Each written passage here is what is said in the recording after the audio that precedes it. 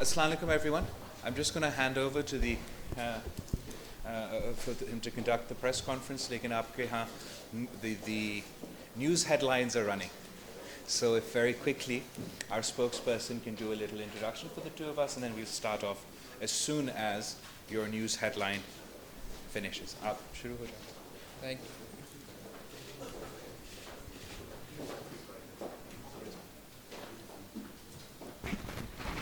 Ladies and gentlemen, Assalamu alaikum and a very good afternoon.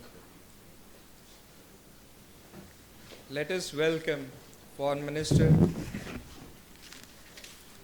Let us welcome Foreign Minister Annalena Baerbock on her first official visit to Pakistan, joining Foreign Minister Bilawal Bhutto Zardari for this joint press stakeout. Pakistan and Germany, as you are aware, are close and good friends of long standing. Last year we celebrated 70 years of establishment of our diplomatic relations.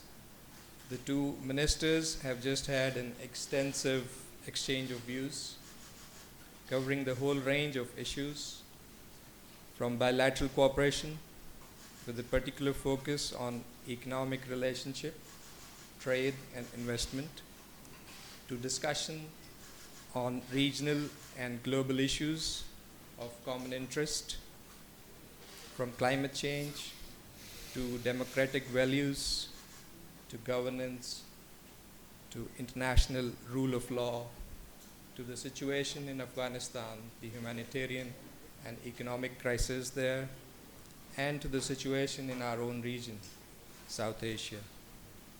So let us have the two ministers interact with you, and I would request Foreign Minister Bilawal Bhutto Zardari to start with his opening remarks. इजाज़त है आप channels की तरफ से कि हम शुरू हो जाए? Okay. Ji, Bismillahir-Rahmanir-Rahim. Assalamu alaikum. Good afternoon, members of the media, ladies and gentlemen. We have the honor to have here with us the Foreign Minister of Germany, and I welcome you on your first visit to Pakistan as Foreign Minister.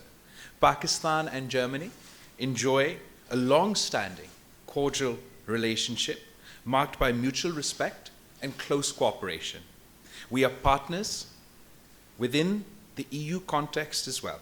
The two countries have had regular interactions in the recent past, and this reflects the resolve of both sides to deepen our consultations on issues of peace and stability in the region, and to work closely for the promotion of bilateral relations. Germany is the largest trading partner of Pakistan within the European Union, and also the fifth largest export destination for Pakistan internationally. Germany is one of the few countries with which Pakistan has a positive trade balance. Last year, Pakistan's exports to Germany stood at $2.5 billion, and imports from Germany were $1.3 billion. And Germany is the seventh largest foreign direct investor in Pakistan, with 35 German companies investing in Pakistan with a total investment of US dollars 380.5 million. Foreign Minister Baerbock and I discussed our bilateral ties, which completed 70 years in 2021. We are pleased at the exchange of a number of ministerial level visits, which gives an opportunity to review bilateral cooperation, as well as exchange views on regional and global issues. We discussed ways to enhance our existing cooperation, particularly in the areas of trade and investment, climate change, defense, and people-to-people contact. We hope soon to inaugurate the Consulate General of Pakistan in Munich to facilitate our large Pakistani diaspora. We also had a detailed discussion on Afghanistan, emphasizing the grave humanitarian situation being faced by about 40 million Afghans. Pakistan's policy is clear. We support a peaceful and prosperous Afghanistan, contributing to stability and regional connectivity. It is our hope that the Afghan authorities would be responsive to the international community's expectations regarding inclusivity, respect for human rights for all Afghans, including women, and take effective actions against terrorism. For its part, the international community must be actively engaged in preventing a humanitarian crisis. We also believe that the release of Afghanistan's financial assets would be crucial in stabilizing the economy and giving it sustainability. This is all the more important as the world's attention and resources are currently focused on the Ukrainian crisis. It is essential that the people of Afghanistan also receive the world's attention. I assured the Foreign Minister of Pakistan's continued support to foreign governments, the EU, and international organizations engaged in evacuation of their personnel from Afghanistan. We have facilitated the evacuation of over 90,000 people belonging to 24 countries and international organizations so far in the earlier phases. The ongoing conflict in the Ukraine was also discussed. Pakistan has continuously emphasized the principles of the United Nations Charter, including self-determination of peoples, non-use or threat of use of force, respect for sovereignty and territorial integrity of states, and peaceful settlement of disputes. Pakistan remains concerned about the well-being of the Ukrainian people. Reports of civilian casualties, massive outflow of refugees, and internally displacement of peoples are disturbing. In solidarity with the people of Ukraine, Pakistan has sent 4 plane loads of relief assistance, including medicine and food items. The Ukrainian conflict has shown how interlinked today's world is, as ramifications of a conflict on the European continent are being felt in Pakistan in the form of rising fuel and food prices. Since the conflict started, we have been in regular contact with the leadership of Ukraine and Russia, as well as the European Union and other European partners, urging continued dialogue and diplomacy in the pursuit of peace. We once again emphasize the indispensability of the immediate cessation of hostilities and constructive engagement. Pakistan fervently hopes that a solution would be found through dialogue and diplomacy at the earliest possible. We also discussed the continuing human rights violations in Indian-occupied Jammu and Kashmir, the rising tide of Islamophobia across India, and risks posed by the developments for regional as well as international peace and security. In the latest incidents, derogatory remarks made by 2 senior officials of the India's ruling BJP party about the Holy Prophet, peace be upon him, deeply offended the sentiments not only of Muslims in Pakistan, Muslims within India, but Muslims across the world. And I emphasize that sustainable peace in South Asia remains contingent upon the peaceful resolution of the Jammu and Kashmir dispute in accordance with the relevant UNSC resolutions and the wishes of the Kashmiri people. Pakistan has close cooperations with Germany in a number of areas, and we desire to expand it further to other areas of mutual benefit of our 2 countries. I conclude by thanking the Foreign Minister for her visit, and I look forward to continuing to work with her towards regional peace and for further deepening our bilateral ties. I will now give the floor to the Foreign Minister of Germany. Thank you very much, ladies and gentlemen, Excellency, dear colleague. Thank you very much for the friendly and warm welcome here in Islamabad. We are meeting today in a time of multiple crises. The Taliban, as you have mentioned, have brought incredible suffering and hunger to the people in Afghanistan. But the crisis has consequences far beyond its borders. and no country has felt the impact more severely than your country, than Pakistan. Furthermore, Russia's invasion of Ukraine is not only threatening the foundations of our international order, Russia's restriction on wheat exports and its siege of Ukrainian ports have sent food prices skyrocketing. Few countries import more wheat from both Russia and Ukraine than Pakistan. And the climate crisis is the biggest threat and the greatest challenge for humanity as a whole in the 21st century. And it is affecting our countries already. These crises mutually reinforce each other, and therefore we cannot deal with them separately. But we must tackle them all at the same time. We have to work together and support each other, and this is also why I'm here today. Today we discussed at length the situation in Afghanistan. Over the last years and decades, millions of people fled Afghanistan in search for a better and safer life. Successive governments and the Pakistani people have shown a big heart by selflessly welcoming these people inside your borders and by providing them with food, shelter, and a chance for a better future. I know that this was not always easy. It is an enormous task that Pakistan is shouldering on behalf of the whole international community, and it deserves our solidarity and support.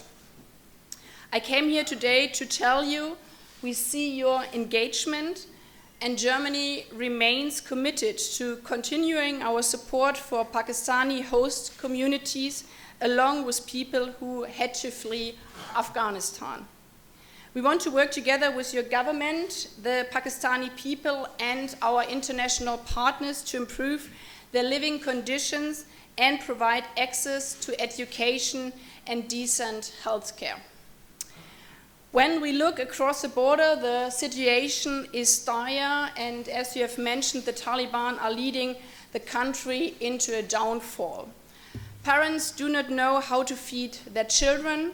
Girls are deprived of their right to education. Women are almost excluded from participation in public life. Dissenting voices are brutally suppressed. The economy is grinding to a halt.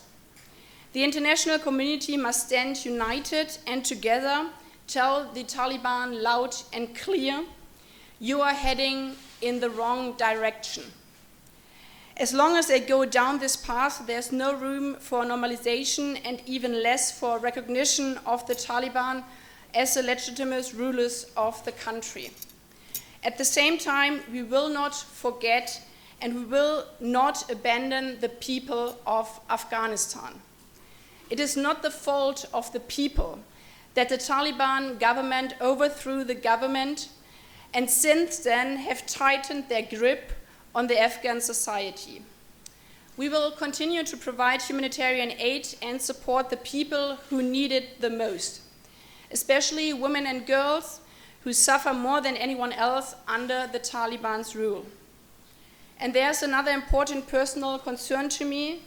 Afghans who have worked for German institutions or committed themselves to the democratic cause and human rights deserve our protection. Pakistan has been our closest and most reliable partner in this regard.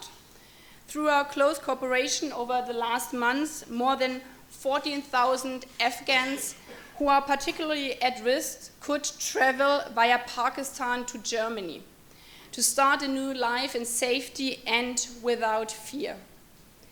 So most of all, I'm here to say thank you.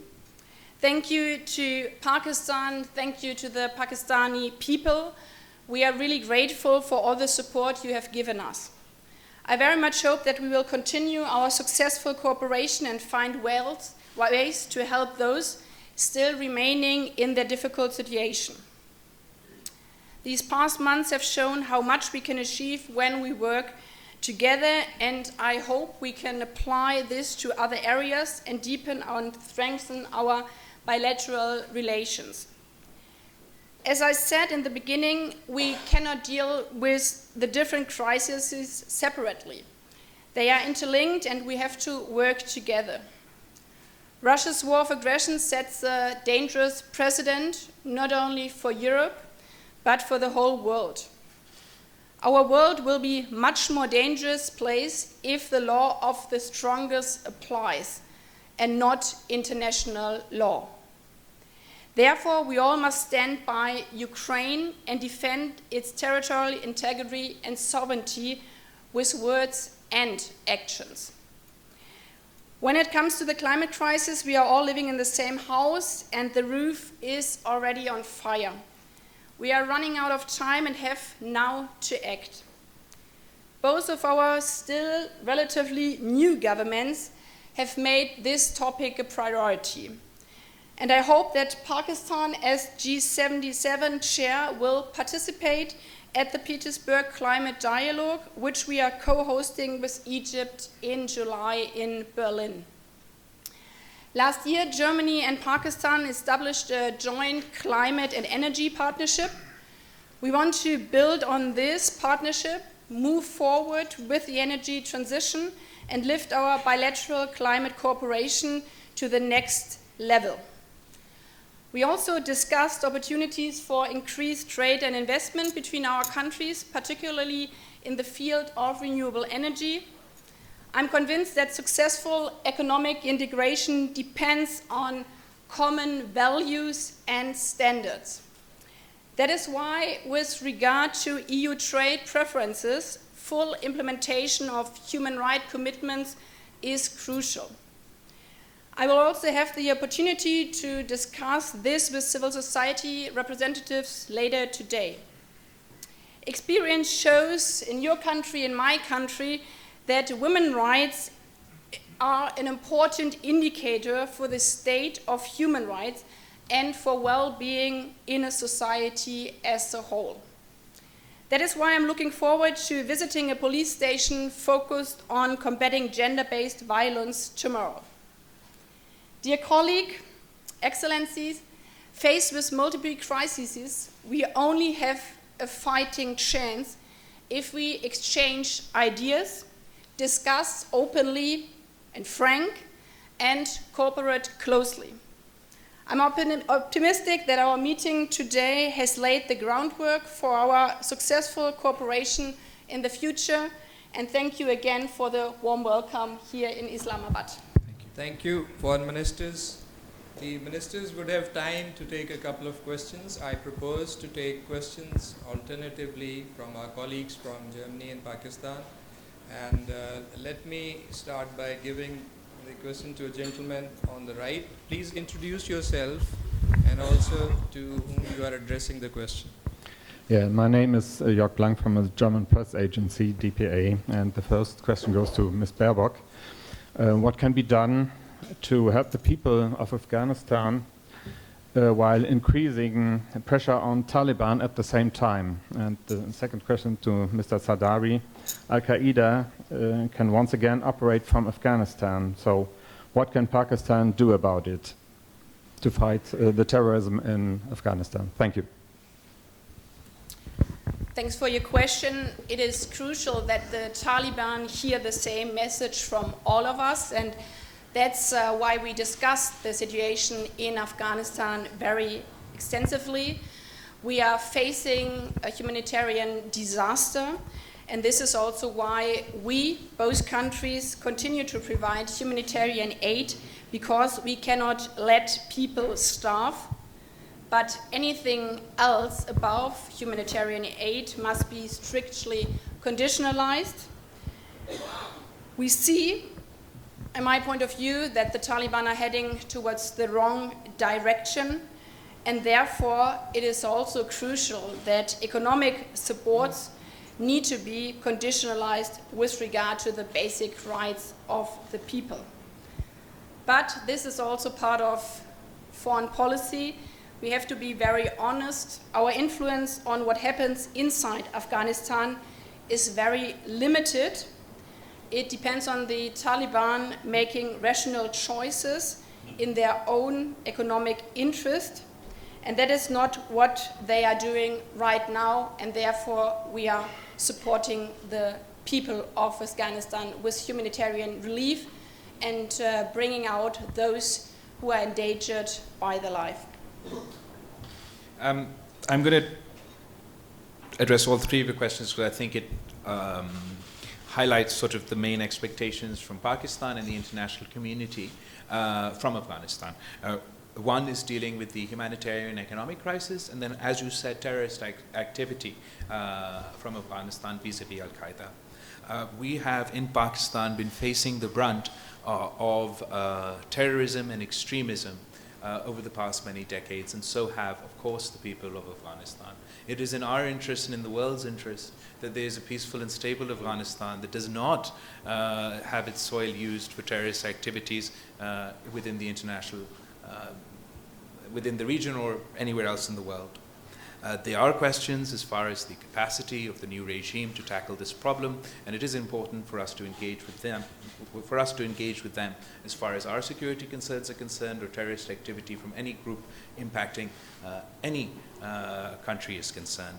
But what I must emphasize is that Pakistan is not only a victim of terrorism. I am a victim of terrorism. And I am a victim of terrorism and terrorist groups that operated in my country and operated in another country.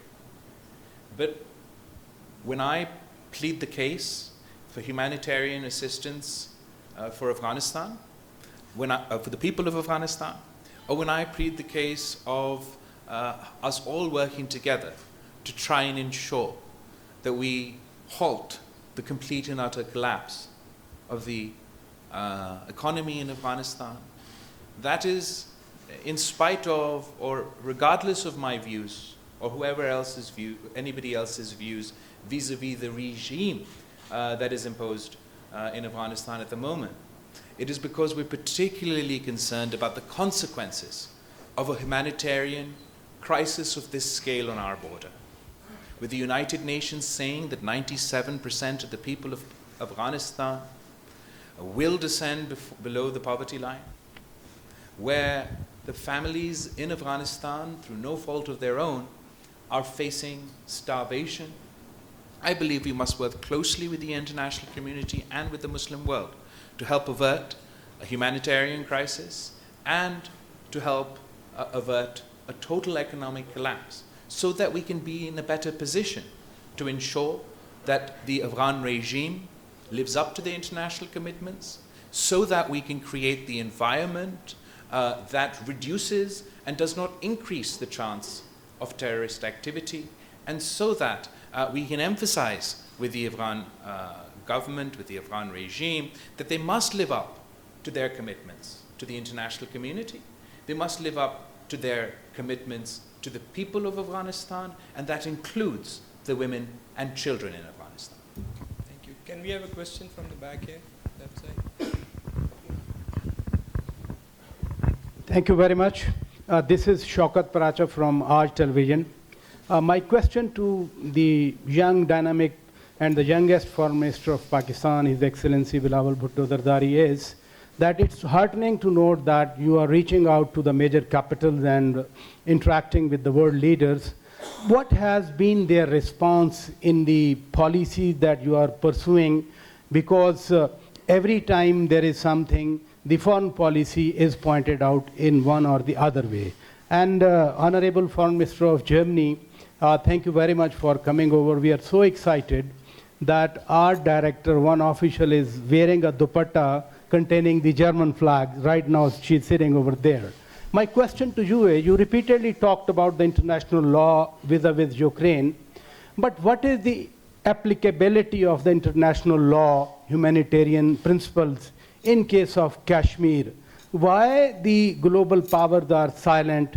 Why there is no voice about the rising Islamophobia in India, as you have seen the recent outrage in the entire Muslim world about the comments, whatever they have been made by the spokesperson of the ruling party? why the word is silent? Thank you.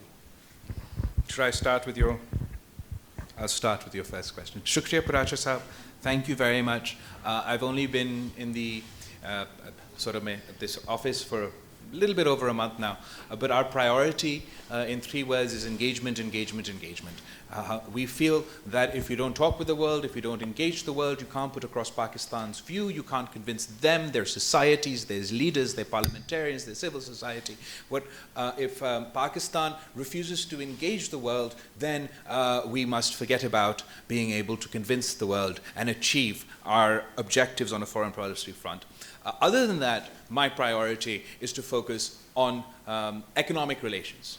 We're working towards a pivot in Pakistan's diplomacy, towards economic diplomacy. We're encouraging a reset of our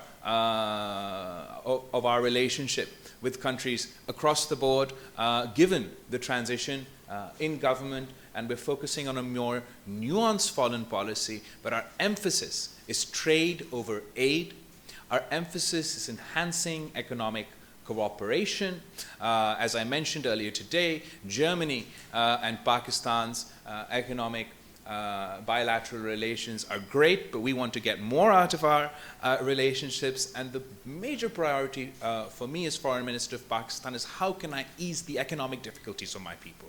And on the main agendas on our list on that front is the FATF restrictions, the FATF restrictions that are causing an unnecessary drag on the Pakistani economy in difficult times, the GSP plus status that Pakistan had won with Europe in previous governments. We're very keen to see that status is extended, and the Pakistani businesses and the Pakistani economy can benefit from this opportunity. So these are my priorities, and as far as the India question is concerned, I'll allow the Foreign Minister to respond. Thanks for your kind words, and thanks for the question. The foundation of the United Nations is that human rights are indivisible. And this counts for every region in the world. This also counts for Kashmir. This counts for women's rights. This counts for minority rights and also religious rights. And therefore, we support the work of the United Nations, also with the situation in Kashmir, to ensure that all the human rights are being guaranteed within the different bodies of the United Nations. We are not part of the Security Council, as you know, but within the work also of the Human Rights Commission and of the Special Envoy. And we believe that a constructive approach from both sides and confidence-building measures are the only way forward to improve the relationships between Pakistan and India. The bilateral agreement to implement the ceasefire along the line of control last year was a positive step. We also discussed it in our talks earlier on.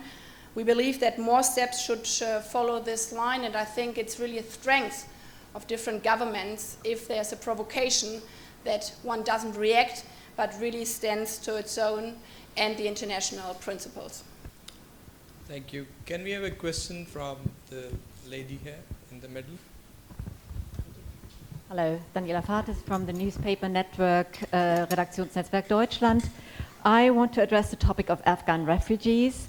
There are still a couple of thousand refugees officially eligible for coming to Germany. Did you agree on a way and on a time when these people can come to Germany, and how is Pakistan helping with that? Could they all be transferred, by example, through Pakistan?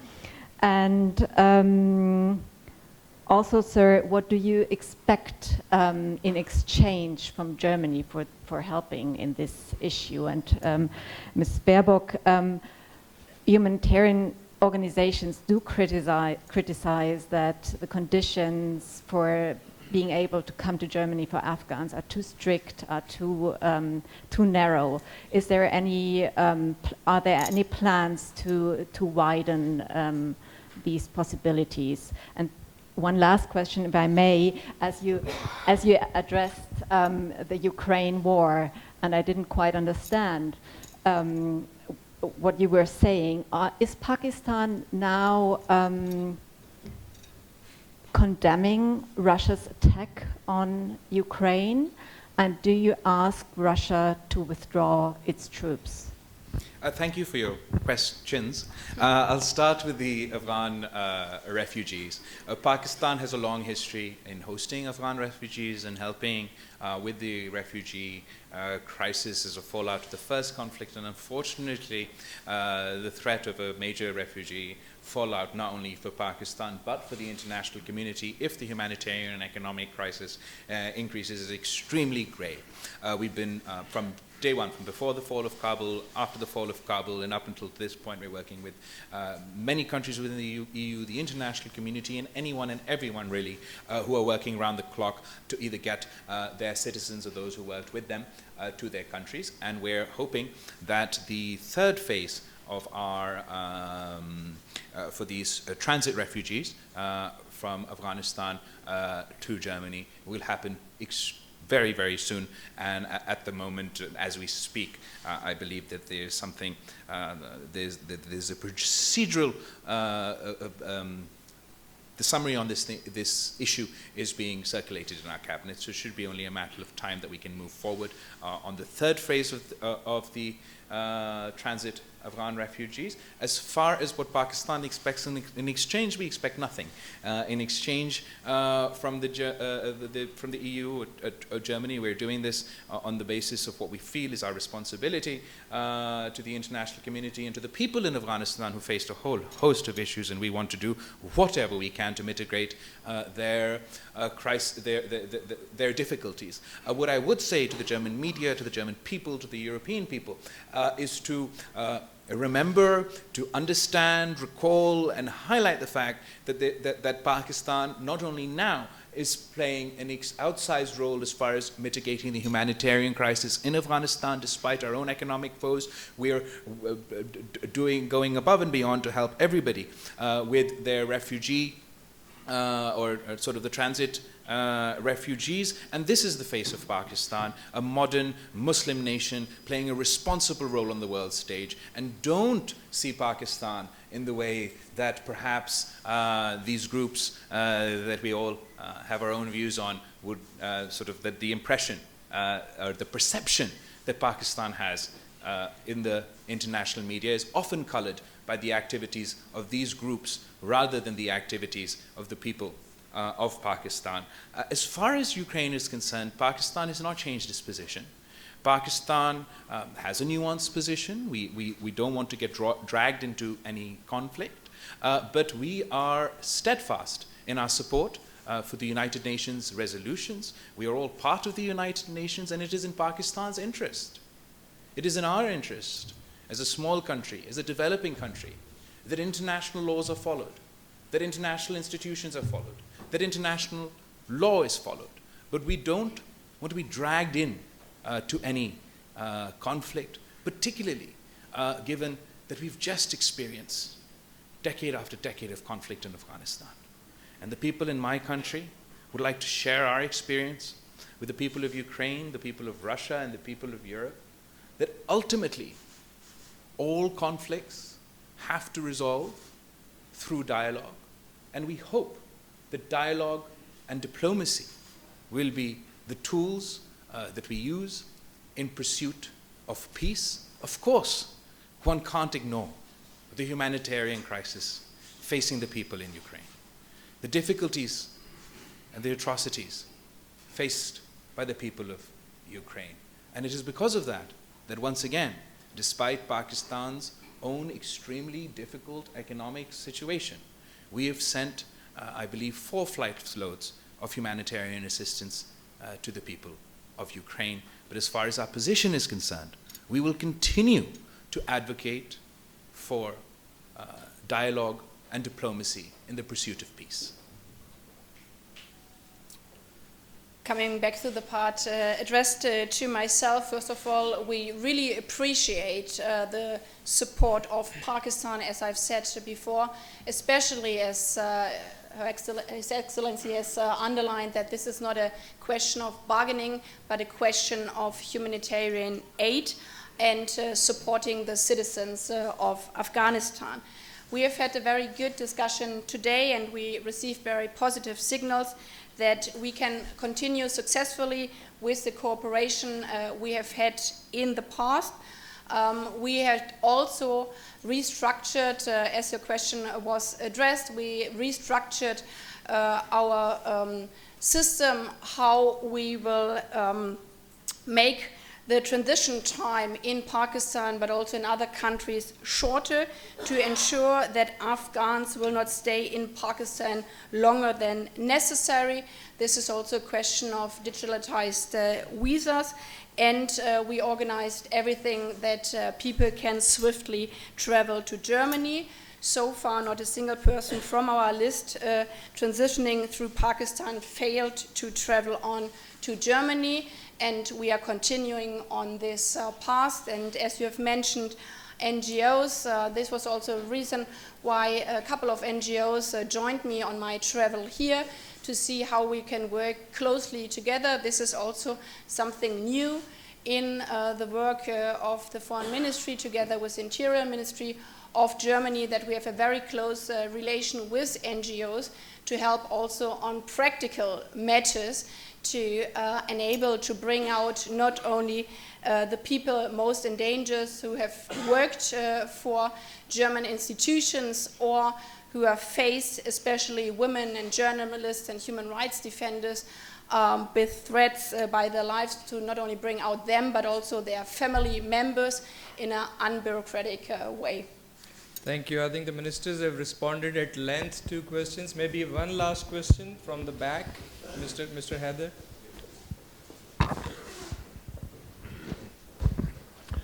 Thank you, Mateen Heather, GTV. Question to Foreign Minister Bilawal Bhutto Zardari. You said that it's a time to pursue diplomacy and to resolve conflicts through peaceful means. So the first question is in the context of regional peace. And you have said you have more than 1 month in power and taking so many initiatives, economic and others. Are you taking any initiative to resolve Jammu and Kashmir issue, and any hope for the resumption of dialogue with India so that these all issues could be addressed through dialogue and talks? And beyond writing letters to different international organizations on rising Islamophobia in India, what other steps could be taken to bring India under pressure to stop these things? And to German Honorable Foreign Minister, of course, you might have sought Pakistan's support on Ukraine. Pakistan has no other options to go for economic cooperation with Russia and with China. Would you propose and suggest what are the other alternate means of getting economic cooperation, energy, trade, and these all things? When Pakistan get closer to Russia and China, of course, this is not acceptable to the Western community. So Pakistan doesn't have any other options. So on this front, how Germany, being an economic part of Europe, could assist and cooperate with Pakistan? Thank you so much. Thank you for all your questions. I'm going to start from the end and go back.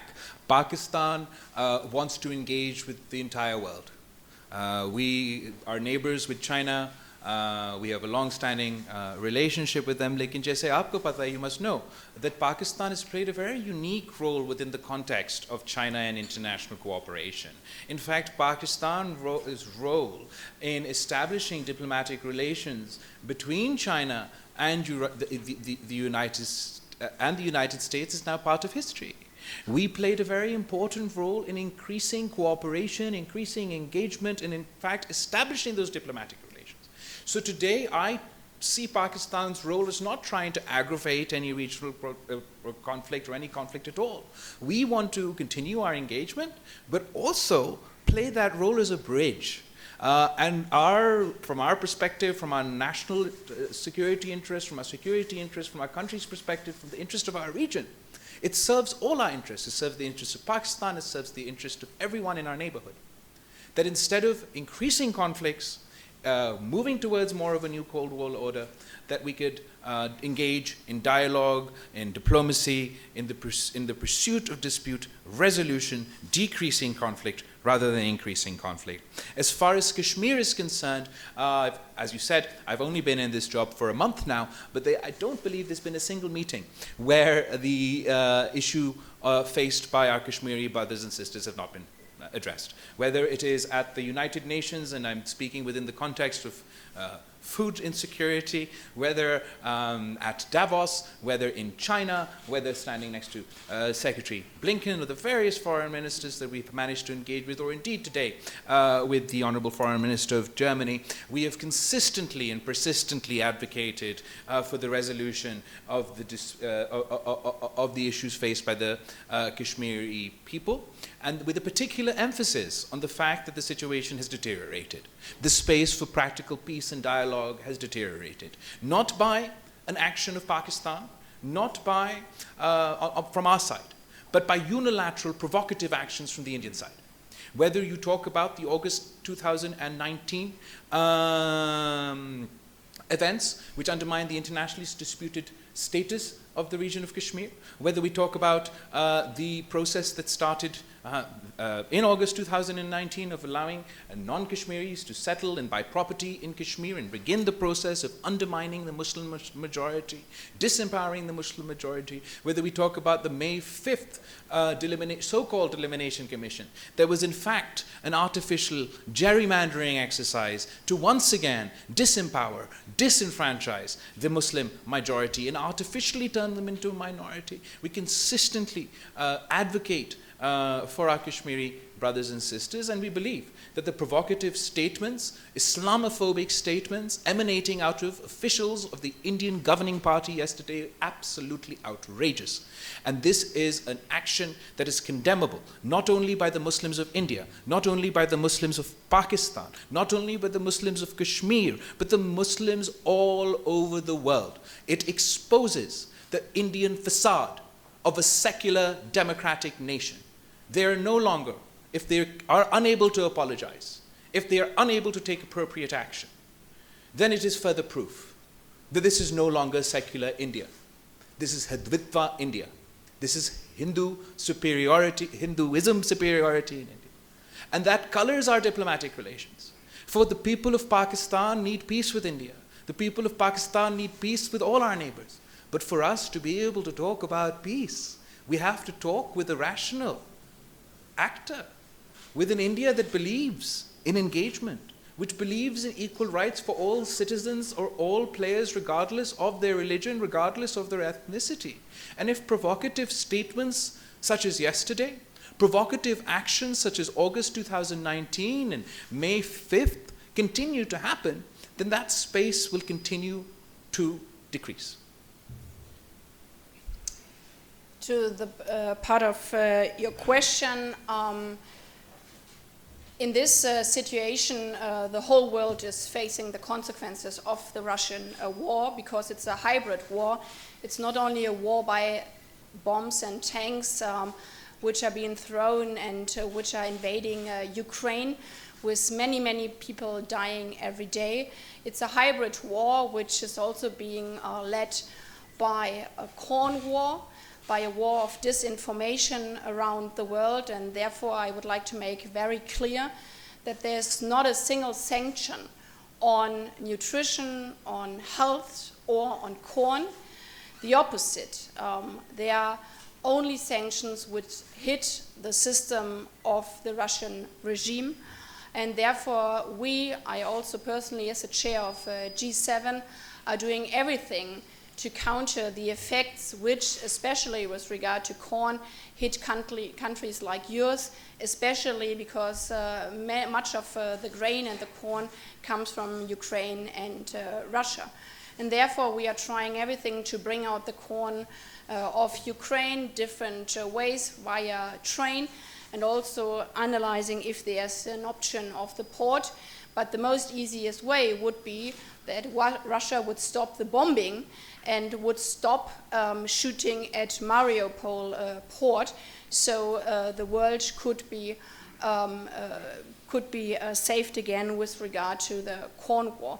We also see a responsibility of everybody who believes in international law to cooperate together with regard to energy prices, with regard to prices for food. That's why we increased our donations with regard to food towards the poorest countries in the world. This is why we are also looking how other countries can export corn right now. And this is also why I'm going next week to the Gulf states to see how we can work together on the big challenge of energy prices. But also here, as in other situations, if we have all the same message towards Russia, underlying that the easiest way to end this war in Ukraine, but also the consequences, would to end the breach of international law by bombing Ukraine. Thank you so much. Thank you for your cooperation. Thank you, everybody. बहुत शुक्रिया आपका.